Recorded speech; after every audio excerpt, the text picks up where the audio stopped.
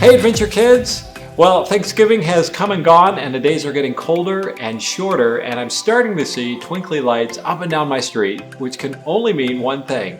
Christmas is almost here. Hey Pastor Steve, did you say Christmas is here? Oh, hey Pascal! Well, Christmas is almost here, but I promise it's coming very soon. In fact, our Bible story today is about the very first Christmas ever and a special promise that God gave us. Wait, I thought Christmas was about cookies and reindeer and presents and snow and songs on the radio. Well, Pascal, those are all really good things, but not the real reason why we celebrate Christmas. Christmas is about God keeping His promise to us by sending us His great gift, His Son, the Savior. In fact, our Bible point for today is, I can trust God to keep His promises. Oh, I want to hear more about the first Christmas ever and God's special promise. Me too. So let's jump right in to our Bible story.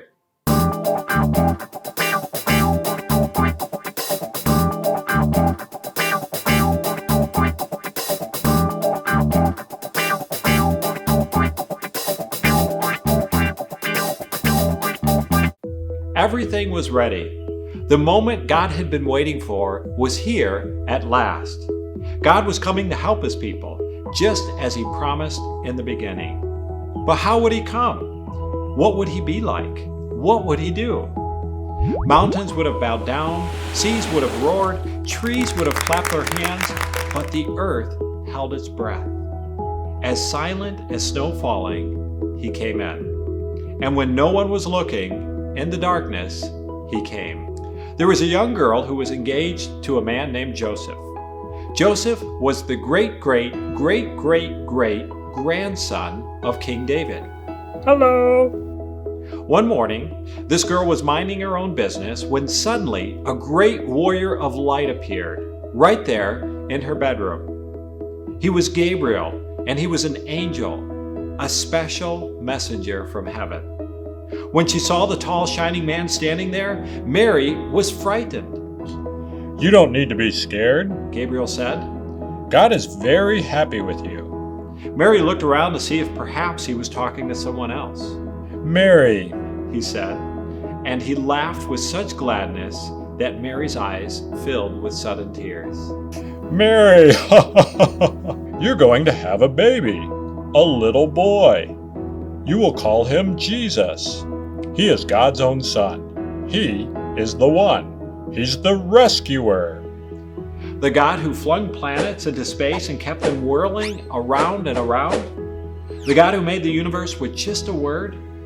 The one who could do anything at all was making Himself small and coming down as a baby. Wait, God was sending a baby to rescue the world?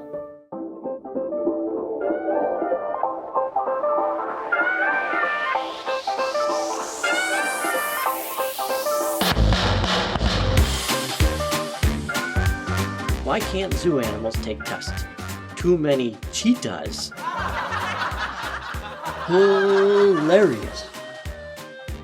Why are teddy bears never hungry? They are always stuffed. Evidently. What do you call a snowman in July? A puddle. That there was funny.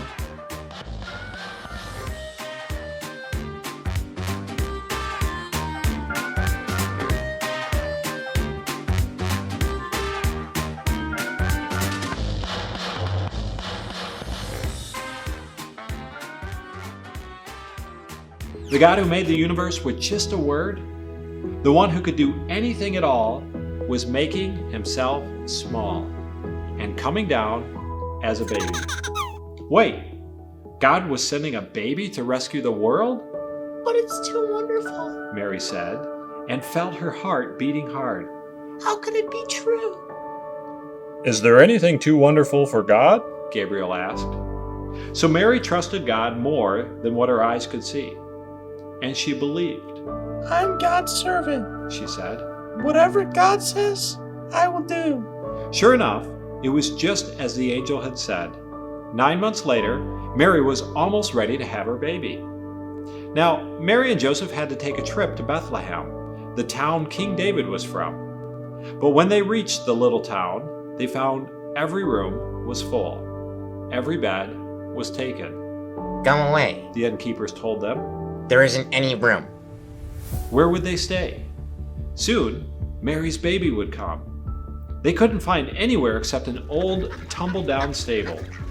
So they stayed where the cows and the donkeys and the horses stayed. And there, in the stable, amongst the chickens and the donkeys and the cows, in the quiet of the night, God gave the world his wonderful gift. The baby that would change the world was born, his baby son. Mary and Joseph wrapped him up to keep him warm. They made a soft bed of straw and used the animal's feeding trough as his cradle. And they gazed in wonder at God's great gift, wrapped in swaddling clothes and lying in a manger. Mary and Joseph named him Jesus, Emmanuel, God has come to live with us. because of course, he had. And that's our story. Oh, I get it now. The reason we celebrate Christmas is because God made a promise to help his people, and he kept his promise by sending us Jesus. That's right, Pascal. That's our Bible point for today. I can trust God to keep his promises. I'm glad that God kept his promise to us, because I would be really sad if we didn't get to celebrate Christmas every year. Me too, Pascal. Hope you guys enjoy your Christmas and have an adventurous week.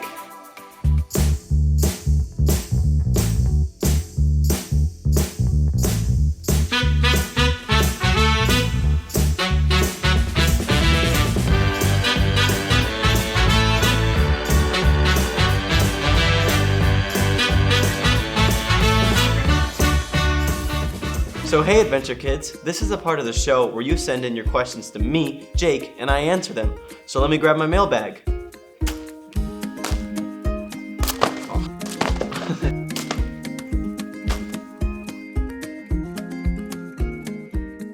Hi Jake, can God use me to make a big difference? From Leah. Well Leah, that's an awesome question. Here's the thing about making a big difference. It always starts with something small. So the cool thing is, you don't have to try and think of something really big to do.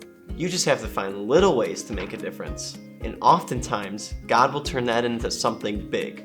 Great question. Hi Jake, who would win in a pillow fight with you and Pastor Steve? From Emily.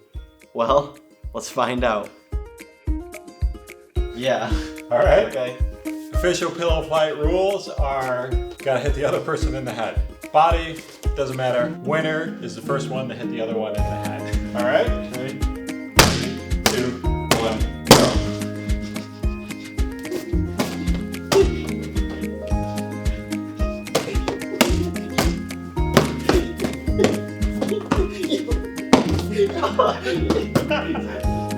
I think I got you.